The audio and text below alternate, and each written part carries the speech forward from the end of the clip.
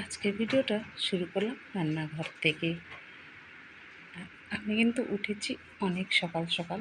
অনেক সকাল সকাল বলতে এখন টাইম হবে ওই 5:30 বা 5:35 কি 40 এরকমই হবে। আমি অনেকক্ষণ আগে উঠেছি, 5টার আগেই উঠেছি। কেন মেয়ে উঠে গেছিলো, মেয়েকেও বোতলে দুধ বানিয়ে দুধ খাওয়ালাম, ঘুম পাড়ালাম। তারপরে আমি ওপরের থেকে ব্রাশ করে থাইরয়েডের ওষুধ টষুধ খেয়ে তারপরেই নিচে নেমেছি। তো নিচে নেমেই সবার আগে রান্নাঘরে ঢুকে আগে রান্নাঘরটা পরিষ্কার করে নিলাম। যেহেতু আমি রান্নাঘরটা রাত্রে পরিষ্কার করে রাখা হয় না, তো সেই জন্য সকালবেলায় রান্নাঘরটা পরিষ্কার করতে হয়। আর এইদিকে দেখো সারাতে আঁশলা টাশলা অনেক কিছু যায়, তো সেই কারণে আমি সকালবেলা উঠি, কিন্তু আমি উঠি আর আমার শাশুড়ি যে উঠুক সে কিন্তু আগে রান্নাঘরটা ভালো করে পরিষ্কার করে নিই। গ্যাসের তাক টাক সব কিছু কিন্তু এইভাবে মুছে নিই। আর যদিও কোনো দিন রান্নাঘর রাত্রে পরিষ্কার করে দিই, তারপরেও কিন্তু ওই আঁশলার জন্য সকালবেলা কিন্তু মুছতেই লাগে। আর রাত্রে অনেক দেরি করে খাওয়া ইচ্ছাও করে না, আর সময়ও হয়ে ওঠে না। আর এখন তো বাচ্চা নিয়ে আরোই সময় হয়ে ওঠে না রাত্রে পরিষ্কার করা। তো সেই কারণে সকালেই রান্নাঘর পরিষ্কার করা হয়। গুড মর্নিং বন্ধুরা, কেমন আছো সবাই? আশা করছি সবাই খুব ভালো আছো, আর আমিও খুব ভালো আছি। সকাল সকাল নিয়ে চলে এলাম আবারও নতুন একটা ব্লগ ভিডিও। ভিডিওটা ভালো লাগলে লাইক করো, শেয়ার করো, কমেন্টস করো। আজকে সকালে দেখো প্রচুর কাজ আছে, চলো এক এক করে কাজগুলো সব শুরু করে দিই। বাসনগুলো বার করে আগে রান্নাঘরটা পরিষ্কার করে নিলাম। এরপরে চলে আসলাম আমি বাইরেরা ঝাঁট দিতে, চারদিকটা ঝাঁট দিতে। আজকে যেহেতু চৈত্র সংক্রান্তি, তো ঘরবাড়ির চারদিকে ঝাঁটাই দিয়ে পরিষ্কার করতে হবে। তো সেরকম যতটা পারছি আর যতটা পারবো ততটাই করবো। আর এখন তো আর লেপা পোচার ব্যাপার না, মানে লেপালেপির ব্যাপার নেই। আগে না এই জায়গাগুলো সব মাটি ছিল, তুলসী তলাটা, আমার যে তুলসী মঞ্চটা আছে যে দিকটা, ওই দিকটা, আর এই যে ঝাঁট দিচ্ছে এই দিকটা, পেছনের যে উঠোনটা মাঝে মাঝে দেখো তোমরা ঝাঁট দিই, ওই দিকটা, রাস্তায় দোকানের সামনেটা, এগুলো কিন্তু সব মাটি ছিল। এগুলো আগে পৌষ সংক্রান্তিতে, চৈত্র সংক্রান্তিতে সব গোবর দিয়ে লেপালেপি করতে হতো। এখন যেহেতু মাটির বালাই উঠে গেছে, সব কিছুই পাকা হয়ে গেছে, তা ওই গোবর দিয়ে লেপাটা বন্ধ হয়ে গেছে। কিন্তু তারপরেও আমরা তো বাঙালি, তো সংক্রান্তির কিছু তো নিয়মকানুন আমাদের থেকেই থাকে না, তো সেগুলো করতে হবে। তো তার জন্যই আমি কিন্তু সকাল সকাল উঠেছি। আর এখন চেষ্টা করি মেয়েকে ঘুম পাড়িয়ে একটু সকাল সকালে নামা। ওই যে মেয়েটা উঠে যায় থাকে না, সেই জন্য যেদিন যেদিন পারি সেদিন সেদিন কিন্তু আমি সকাল সকাল নেমে যাই নিচে। আর আমি উঠে আসার পরে পরে এই মেয়েটা উঠে যায়।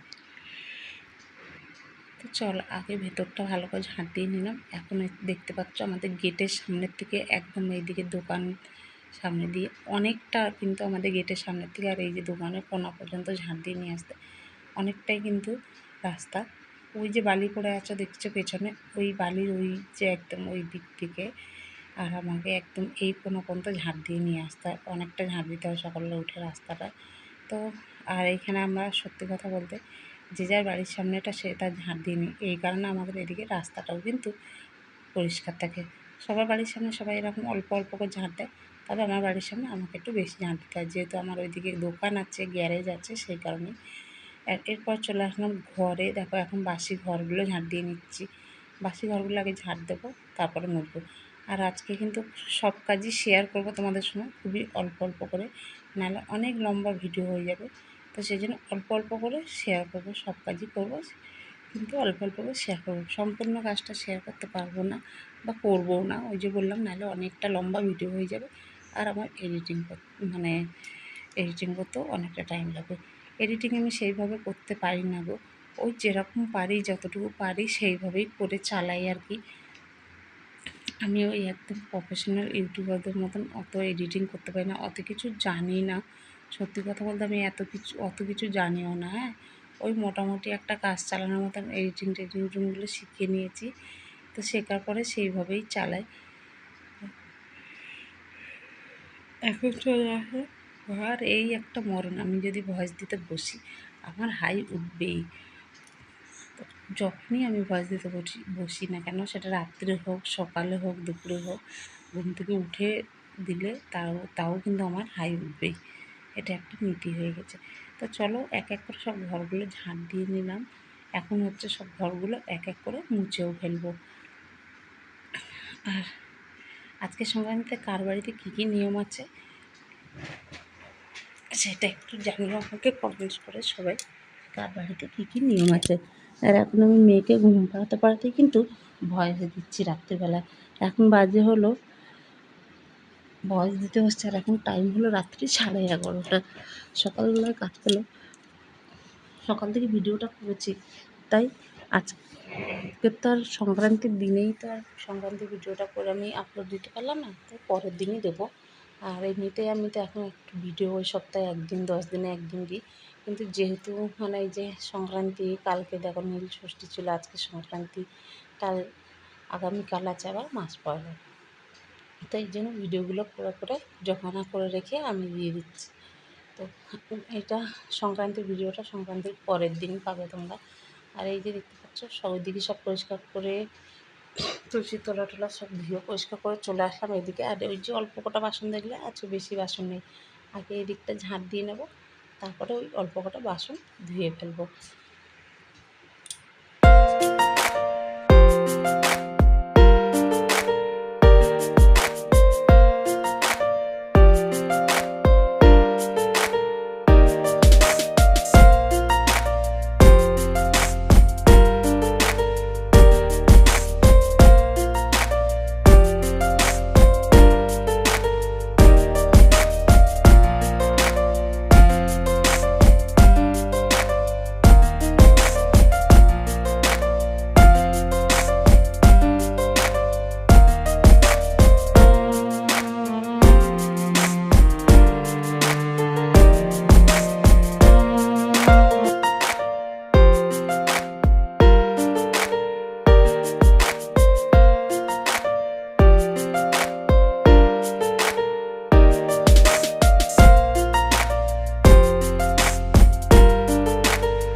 সমস্ত বাসি কাজ সেরে এই যে এতগুলো জামা কাপড় আছে, এখন আমি এগুলো ভিজিয়ে দেবো, দিয়ে স্নান করব, একবারে এগুলো কেচে বেরাবো।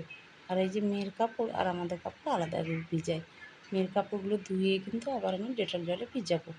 মেয়ের কাপড়গুলো ভিজিয়ে দিলাম, এখন আমাদের কাপড়গুলো ভিজাবো, আর এগুলো একটু হালকা গরম জলে ভিজাবো। আমি মাঝে মধ্যে না একটু গরম জলে কাপড়গুলো ভিজাই, তাহলে কি হয়, ভালো ময়লাগুলো ছাড়ে। তো চলো জামা কাপড়গুলো ভিজিয়ে স্নান করে তারপরে চলে আসি। আর এদিকে দেখতে পাচ্ছ ছেলের জামা কাপড়ই বেশি থাকে, ও একটু করে খেলে আর একটা করে জামা কাপড় ছেড়ে ছেড়ে ফেলে দেয়। তো ওই যে একজনের জামা কাপড় কম থাকলে একজনের জামা কাপড় বেশি থাকে। আর এটার মধ্যে আমার, তোমার দাদার, ছেলের, বিছানার চাদর টাদর সব ভিজে নিলাম। কাপড় কিন্তু আমার বাড়িতে রোজই 2 বালতি করে কাপড় হয়, কাপড়ের কোনো কম নেই। তারপরে স্নান টান করে চলে আসলাম একদম সোজা ঠাকুর ঘরে। ওই যে বললাম আজকে চৈত্র সংক্রান্তি, অনেক নিয়ম আছে, পুজো টুজো দিতে হবে, তো সেগুলোই করার জন্য চলে আসলাম। স্নান করলাম, কাপড় কাচলাম, স্নান করলাম, মেয়ে উঠে গেছে, মেয়েকে খাইয়ে দাইয়ে দিয়ে স্নান করে একটা নাইটি পরে চলেছিলাম। তারপর মেয়েকে খাইয়ে দাইয়ে দিয়ে ওপরে ঘরটা মুছলাম, স্নান করার পরেই উপরে ঘরটা মুছলাম। ওপরে ঘর মুছে আবার হাত মুখ দিয়ে তারপর শাড়ি পরে রেডি হয়ে এখন চলে এসেছি আমি পুজো করতে। কার কার বাড়িতে চৈত্র সংক্রান্তি কী কী নিয়ম আছে একটু আমাকে জানিয়ে তো কমেন্টস করে। আমি দেখো এসে ঠাকুর ঘরটা আমার শাশুড়ি মুছে দিয়েছিল, আর এদিকে গোপাল টোপালও স্নান করিয়ে রেখেছে আমার শাশুড়ি। আমি এসে পুজো করতে বসলাম। তো দেখতে পাচ্ছ শাশুড়ি ওই দিকটা অর্ধেকটা গুছিয়ে রেখেছে, আর অর্ধেক ওই যে বসে পুজো করতে এখন অসুবিধা। তো আমি সম্পূর্ণটা ওই যে শেয়ার করলাম না, বললাম না অনেক বড় ভিডিও যাবে, ভিডিও প্রথমে বলেছে অনেক বড় ভিডিও যাবে, সব কিছু করবো, অল্প অল্প করে শেয়ার করবো। তো এখানে সংক্রান্তিতে আমাদের কী কী দিয়ে পুজো দেয় দেখো। মেন হচ্ছে জবের ছাতু, ছোলার ছাতু, আর কাঁচা আম, চিনি। কাঁচা আম আর চিনিটা মাস্ট, আজকে পুজো দিয়েই তারপরে কিন্তু আমরা কাঁচা আম খাবো, তার আগে কাঁচা আম খাবো না। আম চিনিটা মুখে দেবো তারপরে। তো একটা প্লেটের মধ্যে আমি জবের ছাতু, ছোলার ছাতু, দই, মিষ্টি, চিনি, কাঁচা আম সব কেটে নিয়েছি। একটা প্লেটে আমি কেটে নিয়েছি ফল, আর এইদিকে নিত্যদিনের পুজোর যে ফল থালাগুলো দেখতে পাচ্ছ সেগুলোর মধ্যে ফল দিয়ে সাজিয়ে দিয়েছি।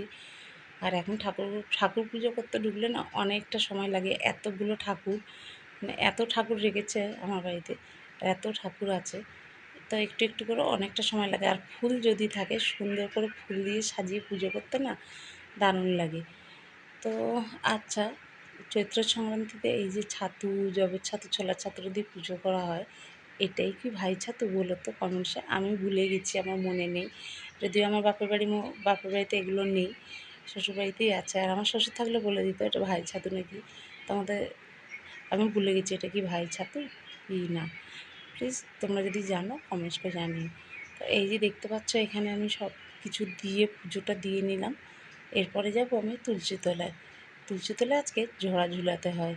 আর ঝরার মধ্যে কী কী দিতে হয় সেটা আমি নয় তুলসী তলায় পুজো দিতে দিতে তোমাদেরকে বলবো। আগে ঘরের পুজোটা সেরে নিই।